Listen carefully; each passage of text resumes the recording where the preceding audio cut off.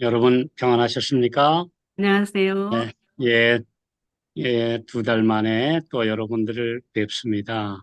이렇게 아주 더운 여름, 아주 지난주에 한국도 계속 장마비가 내리고 아주 무더운 날씨가 계속되고 있는데요. 주님께서 우리 성도들을 지켜주시고 특별히 병마와 싸우고 있는 성도들에게 주의 치유하시는 능력이 함께 하시기를 기원합니다. 아멘. 우리 이 시간에 함께 하나님의 말씀을 나누도록 하겠습니다.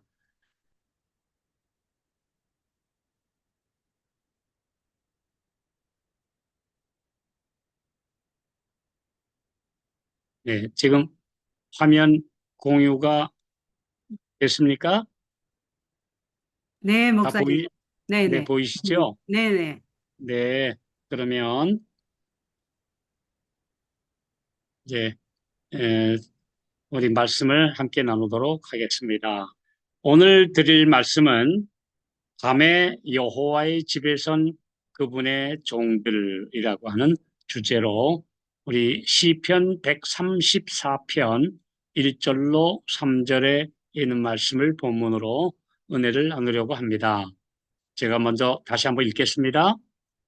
밤에 여호와의 집에 섰는 여호와의 모든 종들아 여호와를 송축하라. 성소를 향하여 너희 손을 들고 여호와를 송축하라. 천지를 지으신 여호와께서 시온에서 네게 복을 주실지어다 라는 이 말씀입니다. 우리 시편의 120편부터 134편까지 15개의 노래가 성전에 올라가는 노래라고 제목이 붙어 있습니다. 이 15개의 시편은 이스라엘 백성들이 연중에 3번 하나님 앞에 모이죠. 우리 구약성경에 보면 너희 모든 이스라엘의 남자들은 1년에 3번 하나님 앞에 모이라 하시는 말씀을 우리가 여러 번 읽을 수가 있는데요. 그 여행, 우리가 무교절, 유월절을 포함한 무교절, 그 다음엔 오순절, 그 다음에 장막절, 초막절, 이 세 절기를 우리가 하그라고 합니다. 히브리어로 하그라고 하는데 이것은 예루살렘으로 향하는 순례 여행을 뜻하는 절기입니다. 이 세 번의 예루살렘을 향하여 여행하면서 그들이 예루살렘이 멀리 보이는 순간 예루살렘을 그리면서 함께 노래하던 그 15개의 노래 중에 제일 마지막 시편이 134편입니다. 자, 이 134편은 밤중에도 거룩한 직분을 수행하고 있는 제사장과 레위인들에게 축복하고 그 다음에 그곳에 참여한 모든 회중들, 성도들을 격려하는 마지막 노래입니다. 자, 밤은 어떤 시간입니까? 밤은 낮에 아주 근엄하고 아주 도덕적이고 얌전하고 점잖은 줄 알았던 그런 사람들, 아주 숙녀 또 신사인 줄 알았던 사람들이 완전히 변해버릴 수 있는 그런 시간입니다. 예, 물론 피곤한 일꾼들에게는 휴식의 시간이죠. 또 야행성 동물에게는 잡아먹어야만 살 수 있는 먹이 활동의 시간입니다. 그리고 세속적인 사람에게는 쾌락과 유흥이 손짓하는 그런 시간입니다. 그러면 우리에게는 밤이 어떤 시간인가?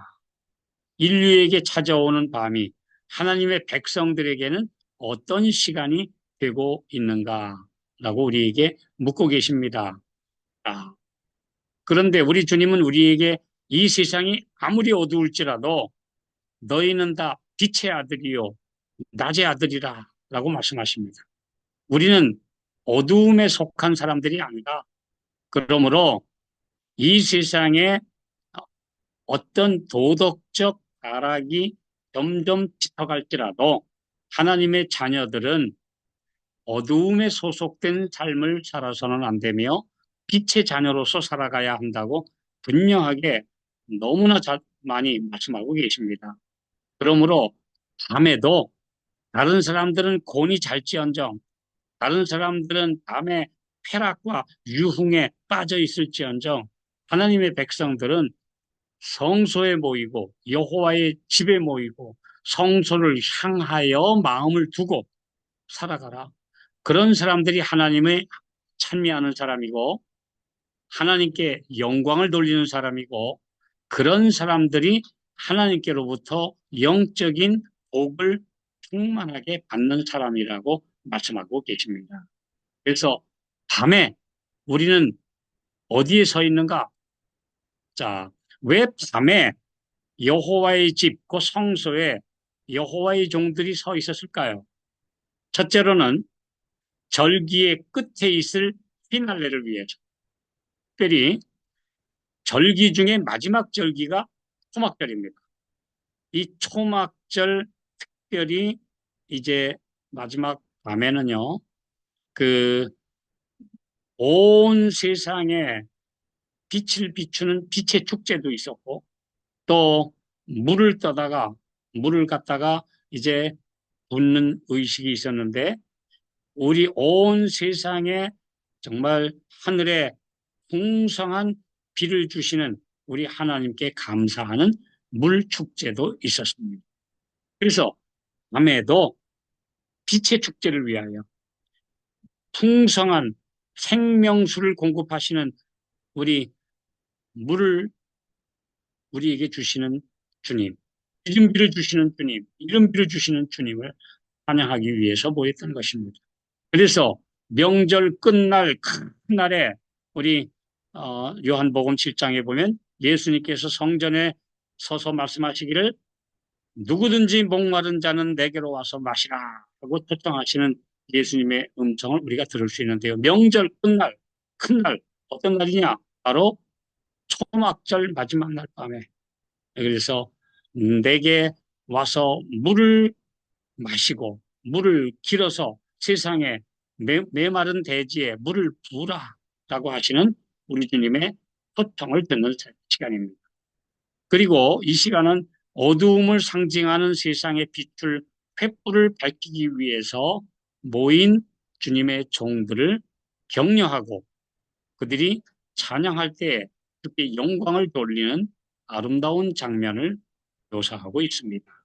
우리는 지금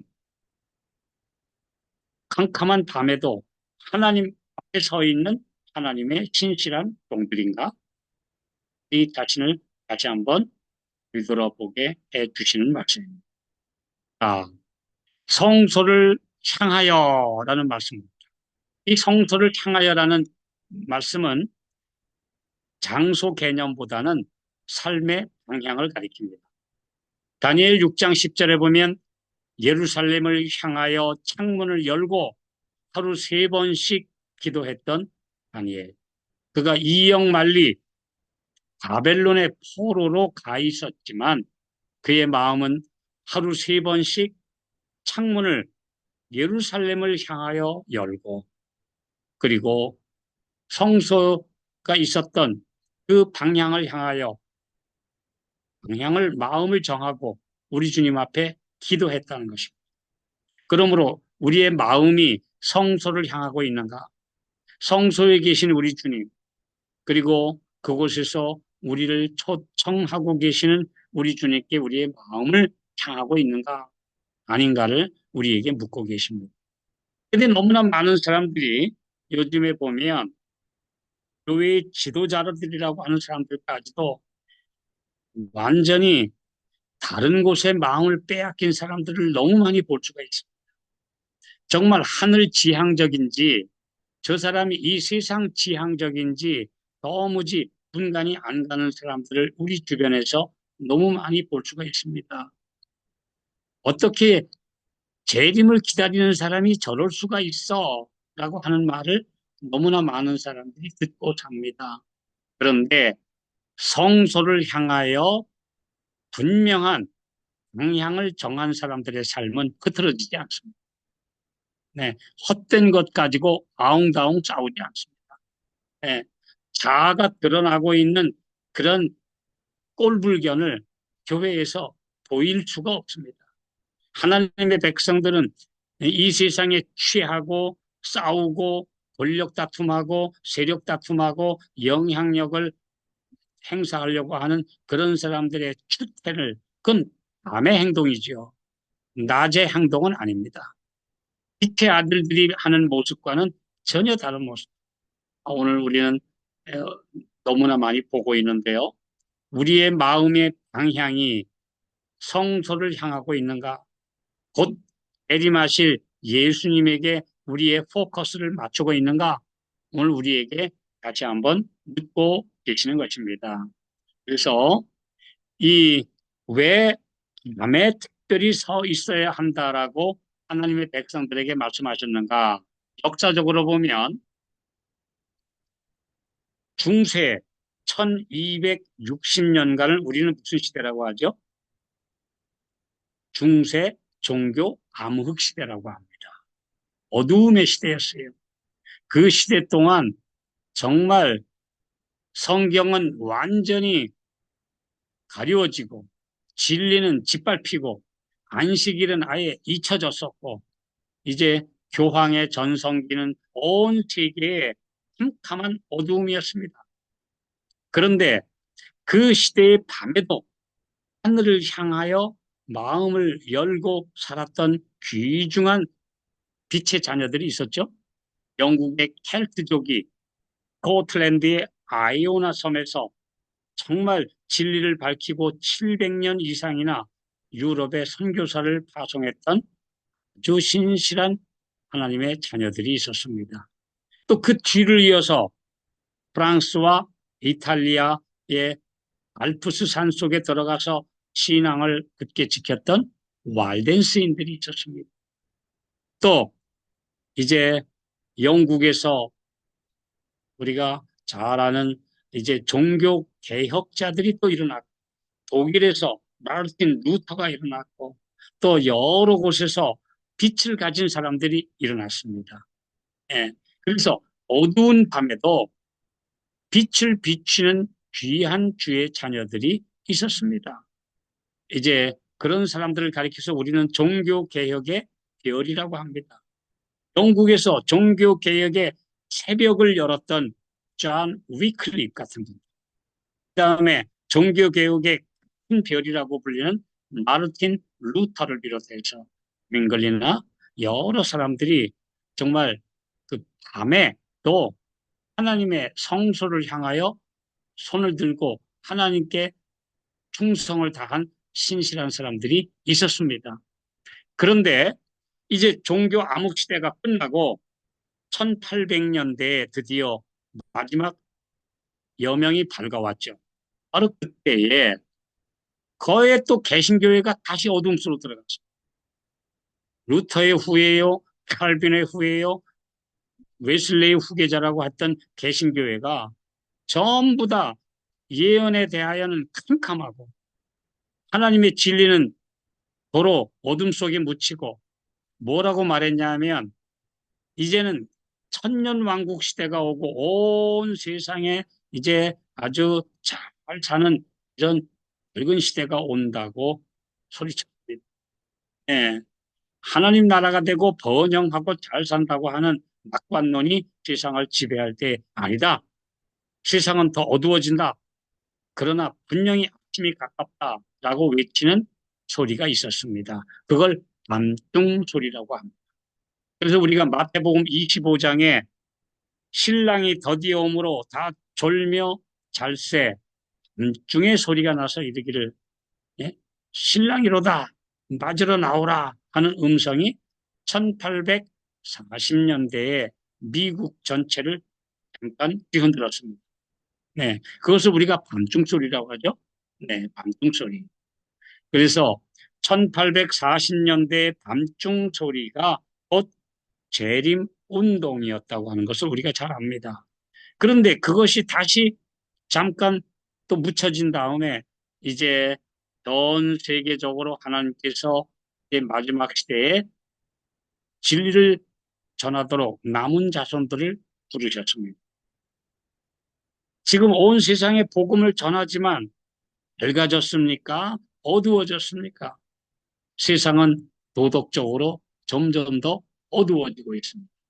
하나님의 자녀들은 점점 남은 무리로, 적은 무리로 지금 소수로 밀려나고 있습니다. 그래서 재림 직전에 다시 밤등 소리가 전파될 것인데, 그들은 어떤 사람이냐? 밤에도 여호와의 집을 향하여 선 사람, 밤에도 성소를 향하여 손을 들고 우리 하나님께 영광을 돌리며 사는 사람들이 재림 운동, 밤중 소리의 주인공이 됩니다. 그래서 오늘 내 삶의 방향이 어두움에 속해 있는가? 아니면 나는 항상 빛의 자녀로서 성소를 향하고 있는가? 이걸 우리가 다시 좀 물어봐야 될 중요한 시간입니다. 아니, 재림 성도가 맞아? 라고 하는 말을 들을 정도로 오늘날 너무나 많은 교회가 돌며 자고, 이제는 저녁 예배는 거의 모이지 않고 많은 성도들이 말씀을 등한히 하고 이제 점점 더 세속화에 빠져들고 있는 시대에 이제 밤에도 하나님의 집에 서 있으라. 성소를 향하여 너의 손을 들고 성소 지향적으로 기도하며 깨어있고 그리고 말씀대로 순종하는 하나님의 특별한 백성들을 주님은 복 주시겠다고 약속하고 계십니다. 이것이 곧 성전에 올라가는 노래 시리즈의 마지막 노래, 밤에도 하나님의 전에 끝까지 남아있는 신실한 종들아 라고 우리를 격려하고 계시고 깨어있는 자녀들을 부르고 계십니다. 그래서 대쟁투 학원, 대쟁투 영문 635쪽에 보면 이런 말씀이 있습니다. 마지막 때에도 야곱의 환란의 때에 사탄에게 충동된 악인들이 성도들을 전멸하려고 포위할 때, 야곱의 환란 빠질 때 극적인 반전이 일어나는데 한밤중이라 했어요. 한밤중. 네, 그래서 이 영적으로도 그리고 실제적으로도 한밤중에 구원이 일어납니다. 네, 그래서 우리 끝까지 어두울 때일수록 믿음 안에 서셔야 합니다. 네, 우리 주변의 여건에 좌우되지 않고 교회가 점점 시들어가던 또 고령화되고 신실한 사람들은 점점 줄어들고 있는 시대에 끝까지 여호와의 전에 서 있는 신실한 사람들을 통해서 마지막 사업을 이루실 것입니다. 그러므로 끝까지 여호와의 전에 서 있으며 여호와의 성소를 향하여 서 있으라. 이렇게 우리에게 권면하고 계시죠. 네. 그래서 요한복음서 1장 7절에 보면 저가 빛 가운데 계신 것 같이 우리도 빛 가운데 행하나. 빛 가운데 행한다는 말은 무엇인가? 지성소에 계신 쉐키나의 빛 안에 있으라. 지성소에 들어가는 백성을 말합니다. 네. 너무나 많은 백성들이 오늘날도 어떤 사람들은 성전 마당에만 만족합니다. 그냥 예수 믿기만 하면 구원받는다 이런 사람들은 성소 마당에 있는 사람들입니다. 그냥 번제단 외에는 몰라요. 너무나 많은 기독교회가 지금 성소 마당, 성전 마당만 밟고 갑니다. 그 다음에는 첫째 칸까지는 들어가요. 기도 생활도 하고 떡상도 차리고 분향단도 있고 촛불도 있고 전도도 하는데 그 지성소에 계신 예수님을 만나는 것이 아니라 형식적인 신앙생활만 하고 있는 것입니다. 그리고 저 휘장 너머로 막연하게 예수님이 계신 것 같아. 하나님이 계신 것 같다. 예수님의 재림이 있을 것 같다. 이렇게 생활하고 하는 사람들은 헛되한 신앙이에요. 그런데요, 빛 가운데 살려면 쉐키나 가운데로 들어가야. 그건 지성소에만 들어가요. 지성소에 들어가지 않으면 그 사람들은 빛 가운데 있는 백성이 아닙니다. 그러므로 마지막 하나님의 백성은 이제 첫째 칸 성소를 넘어서 휘장 안으로, 둘째 칸 안으로 들어가는 백성이라야 쉐키나 가운데 들어갑니다. 이 영광의 빛을 만난 모세가 하나님을, 빛 가운데 계신 하나님을 배우고 나니까 그의 얼굴에서도 피 났어요. 네. 사람들이 그의 얼굴이 너무 해같이 밝아서 무서워하니까 수건을 감싸야 했던 정도로 많은 사람들이 빛을 두려워합니다. 예수님과 가까이 가는 것을 너무 어려워합니다. 막연해합니다.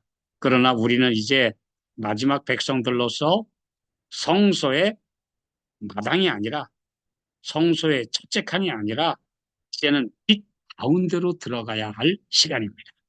예, 그래서 쉐키나 안으로 들어가라. 우리에게 말씀하고 계십니다. 베드로후서 2장 11절, 많은 사람들이 그리스도인이라고 하면서 빛 가운데 들어가지 않으니까 어떻습니까? 여기 베드로후서 2장 17절에 나오는 이 사람들은 예수 안 믿는 사람 아닙니다. 예, 하나님을 믿는다고 하고 또 재림을 기다린다고 하고 안식일을 지킨다고 하는 사람들인데도 물 없는 새, 광풍에 밀려가는 안개, 그래서 어두움이 그들을 기다리고 있는 많은 사람들이 있습니다. 네. 근데 이 사람들은 어떤 사람들이냐? 베드로후서 2장 15절에 보면 발람의 길을 따르는 자들. 발람은 하나님의 종이었지만 결국 타락해서 이 세상의 그 자그마한 것들, 명예와 돈을 탐내다가 멸망한 사람입니다. 오늘 마지막 예수님 오실 때가 힘이 가까운 이 시대에 우리 지금 돈에 열광하고 있습니까? 어디 주식에 열광하고 있습니까? 어디 무슨 돈 버는 가상화폐에 우리 매달리고 있습니까? 아니, 우리 재림 성도라고 하면서 세상에 여러 가지 돈 버는 일과 세속화에 몰두해 있는 사람들은 물 없는 새, 광풍에 밀려가는 안개로 사라지고 가고 있는 것입니다. 한때는 빛났는데 어쩌다가 보니까 완전히 날아가 버린 사람들을 얼마나 자주 우리가 볼 수 있습니까? 한때는 믿음 있는 것처럼 보였는데 지성소에 계신 예수님을 거절하고 하나님의 계명과 예수 믿음, 그리고 마지막 대속죄일의 빛을 거절하는 사람들은 여기 광풍에 날아가 버렸어요. 이상구 박사가 그랬습니다. 박영호 목사가 그랬고요. 유명한 목사들이 그렇게 여기 날아가 버리고 있는 시대에 우리가 삽니다. 네, 이런 시대에 우리는 밤에 속하고 있는가? 아니면 낮에 속하기 위하여 성소에 계신 예수님을 만나기 위하여 지성소로 들어가고 있는가? 1844년 이후로 우리 예수님 만날 사람들은 지성소에 계신 예수님 만나야 됩니다. 네. 율법과 복음의 빛 가운데로 들어가야 되고 주님을 휘장 넘어가 아니라 직접 만나야 되는데 너무나 많은 사람들이 그냥 교리로만 알고 이론으로만 알다가 막상 어려움과 시련이 닥치면 광풍에 날아가 버려요. 예. 그래서 오늘 우리 광풍에 날아가지 않으려면 짝 마른 말라버린 웅덩이가 되지 않으려면 지금 빛의 축제 속에 들어와야 되고 물의 축제 속에 들어와야 되는데 곧 예수님과 성령 안에 사셔야 하는 것입니다. 예수님은 빛이시고 성령은 물이십니다. 예수님도 물도 성령도 오늘 우리 곁에 가까이 지금 오라고 초청하고 계시는데 그것이 바로 마지막 세 번 그 가장 큰 절기인 초막절 축제의 밤에 마지막 밤에 있었던 초대입니다. 물로 나오라. 빛으로 나오라. 이것이 바로 우리를 향한 말씀이죠. 자, 요한복음 13장 30절에 보면 가룟 유다가 예수님께서 주시는 떡 조각을 하나 받으면서 예수님이 말씀하셨어요. 네가 하고자 하는 일을 속히 해라. 빨리 결정해라. 하고 떡 조각을 딱 주셨더니 그 조각을 받고 나가버려. 유다가 그때까지만 해도 망설였어요. 천하에 이렇게 착하신 분, 제자들의 발을 씻기시는 분, 내 발까지 씻기시는 이분을 내가 배신하다니 이건 너무하지 않아? 내가 지금이라도 회개해야 될까? 말아야 될까? 그런데 한쪽에서는 에이그 이분 따라다녔다가는 출세 못해. 이분 따라다녔다가는 맨날 초라하게 살아야 되고 어? 대제사장들과 관리들한테 미움 먹고 살아. 이래가지고는 한 자리 못해. 그래서 두 마음이 싸웠습니다. 이 거룩하신 분 앞에 굴복할 것인가? 세상의 자랑과 명예와 돈을 찾기 위해서는 이분을 대신해야 되느냐?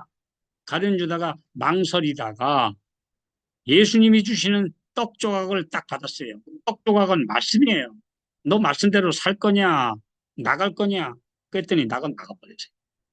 네. 그래서 그가 유다가 그 조각을 받고 나가는 순간 밖은 캄캄했고 유다의 마음도 캄캄해져. 끝났습니다. 빛이 사라졌습니다. 그래서 최후의 만찬은 유다에게는 영원한 빛으로 가느냐 캄캄한 어두움으로 가느냐 하는 분기점이었는데 그만 그 밤에 나가버렸어요. 여호와 앞에 여호와이신 예수님 앞에 있었어야 되는데 그래서 내가 여호와의 집에 영원히 거하리로다.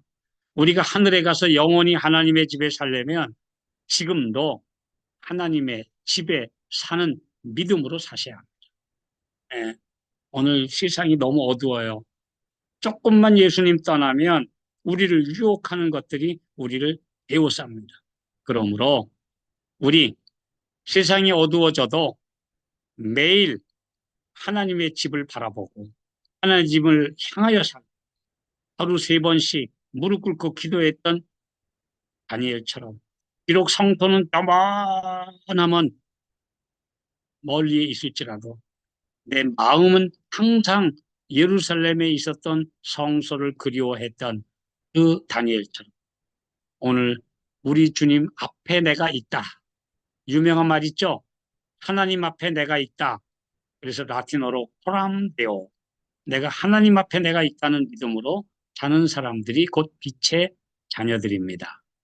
아, 또 우리 캄캄한 밤이지만 빛의 자녀로 살았던 사람 누가 있죠? 바울과 실라죠. 빌립보에 가서 복음을 전하고 이제 귀신 들린 여종을 고쳐주고 했더니 모함을 받아서 감옥에 갇혔습니다. 이제 옷을 찢어 벗기고 매로 치라하여 많이 얻어맞았어요. 그리고 옥에 가두고 완전히 발을 킥고에다 채우고 꼼짝 못하게 묶어놓고 등에는 매맞은 상처가 쓰라리고 도대체 그 상황에서 무슨 탐미가 나옵니까? 그런데도 바울과 실라가 기도하고 하나님을 찬미했다. 정말 아픈데도 찬양이 나올까요? 정말 힘들고 어려울 때도 찬송이 나올까요? 네, 찬양할 수 있을까요?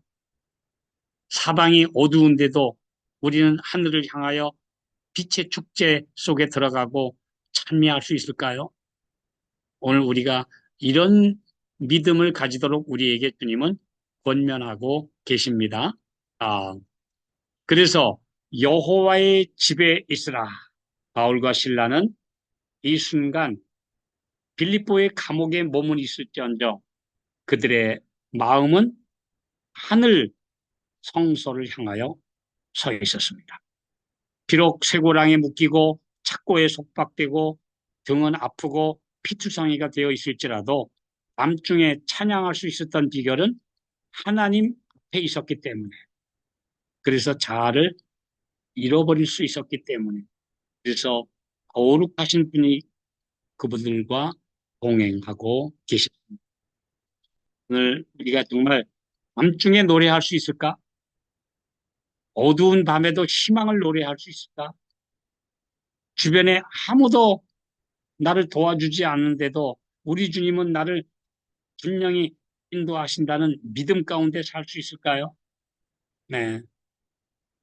저는 작년에 우리 한 자매가 와서 그래요. 목사님, 저를 위해서 기도 좀 해주세요. 그래요. 왜? 그랬더니 지금 저희 집이 전세로 있는데 주인이 빚을 많이 얻어가지고 지금 경매 넘어가게 생겼어요. 저 하나밖에 없는 우리 집 전세 다 날아가게 생겼어요. 제발 기도 좀 해주세요. 그래요.